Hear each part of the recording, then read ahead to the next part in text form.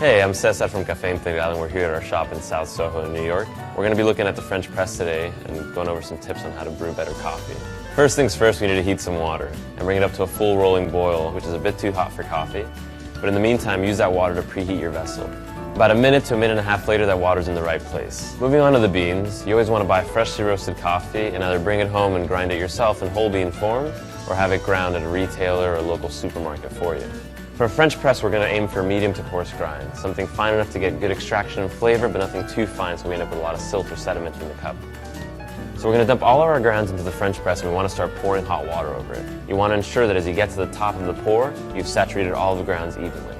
After about a minute, you'll notice a nice solid crust is formed on top. Break that crust and mix it all back into the French press. That'll even out our extraction.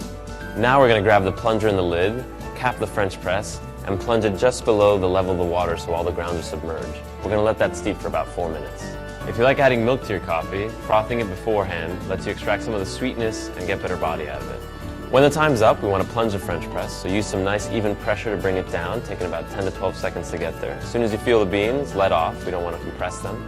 You can wait a few more seconds to let sediment drop and then go ahead and pour it into your drinking vessels.